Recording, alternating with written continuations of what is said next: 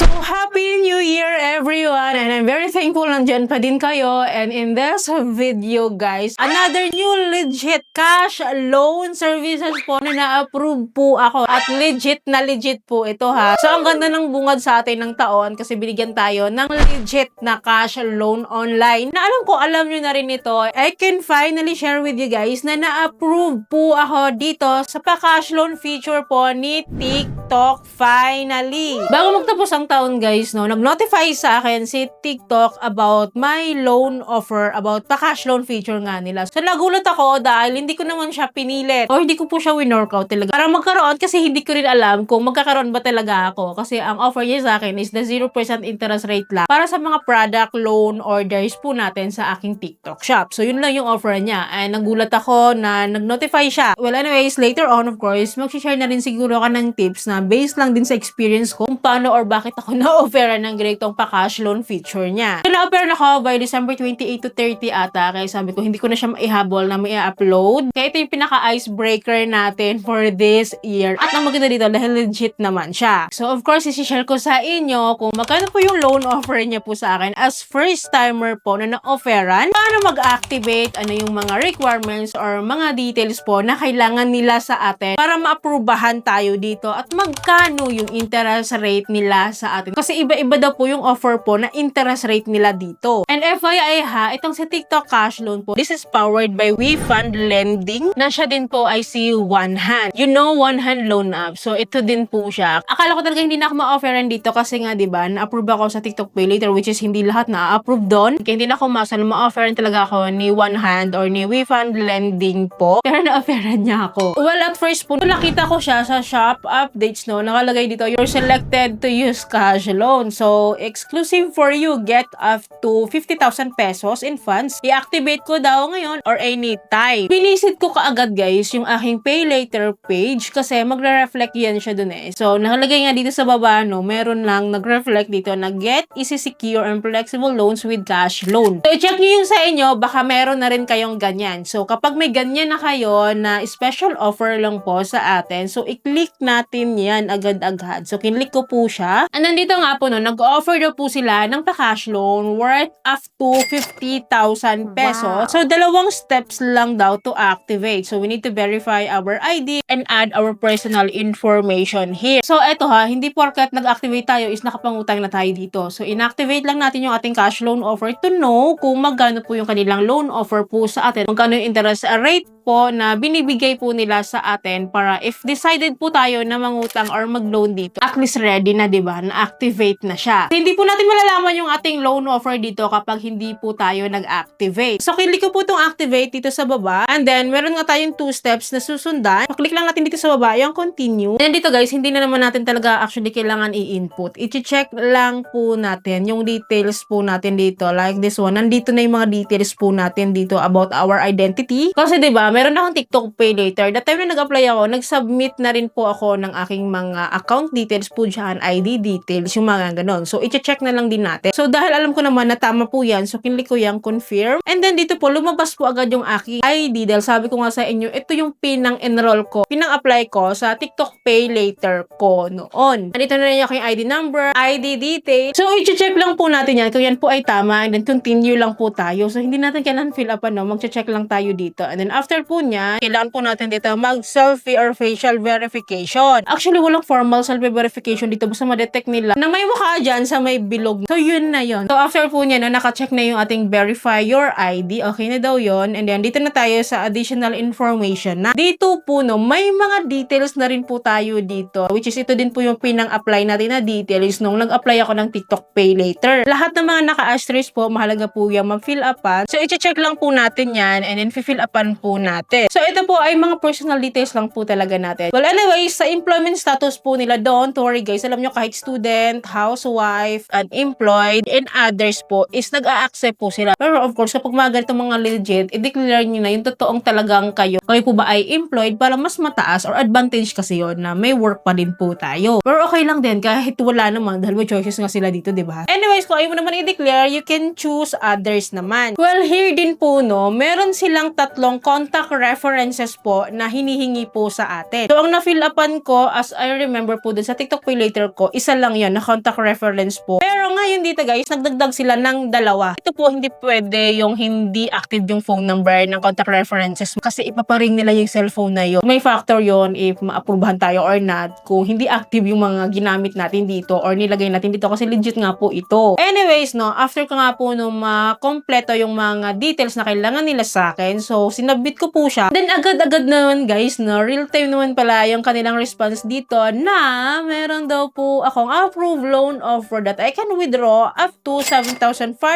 pesos. So this is the first time na na-offeran ako at for me mataas na yung 7,500 sa first timer. So diba, ito yung sinasabi ko sa inyo na hindi porket na-offeran tayo is nakapag-loan na tayo dito agad-agad or nakautang na tayo kasi kung nakikita nyo naman dyan, kailangan siyang i-withdraw. If ever gusto nating i-withdraw or cash loan ito or makita yung interest rate, so click ko itong withdraw loan para makita ko yung kanilang interest rate sa akin. Well, sa 7,500 pesos guys, meron silang installment plan sa akin from 1 month up to 6 months. So 1 month, 2 months, 3 months, and 6 months. 6 months po yung kanilang pinaka-long term po nilang installment plan po sa akin, which is I find it good kasi long term siya. Long term siya agad-agad kahit first timer pa lang natin ma-offeran. Well, sa 7,500 pesos naka-indicate na rin po dito yung ating monthly po na babayaran or monthly repayment. At naka-indicate na rin po dito yung kanilang monthly interest and service fee pinag-isa na, which is nag-total siya na 8% monthly ito ha. Well, ano is kayo ba? Sa tingin nyo, okay ba siya? Okay ba si TikTok Cash Loan? Kasi kung ako yung tatanungin nyo, yes, okay siya kasi mataas agad, 7,500 at nag-offer siya ng long-term payment ha, up to 6 months. If ever gusto na siyang bayaran agad, so we can choose naman the short-term period like 1 month, 2 months, 3 months. At guys ha, kahit kasi ilipat ko siya ng 1 month, 2 months, 3 months, nagbabago yung kanilang monthly repayment. Pero kung napapansin nyo, hindi po nagbabago yung kanyang interest rate. So standard niya po sa akin na interest rate kahit 1 month ko siyang kukunin, kahit 2 months or 3 months, 8% pa din. So medyo lugi tayo sa part na i-longer term payment natin siya up to 6 months kasi standard yung kanyang interest rate, hindi bumababa. 8% lang. Well, for me guys, okay pa din siya. Kasi kahit papaano, hindi rin naman nalalayo kila Maya Easy Credit, kila GCash, or nila G-Loan, nila Lazada Fast Cash, ni S-Loan. Pero talaga kahit papaano, medyo mataas talaga siya ng konti, ng 3% sa mga yon. Pero this is quiet better ha sa mga other OLAs dyan or loan apps dyan na napaka-loan shark na legit daw. Pero majority of them, nasa 15%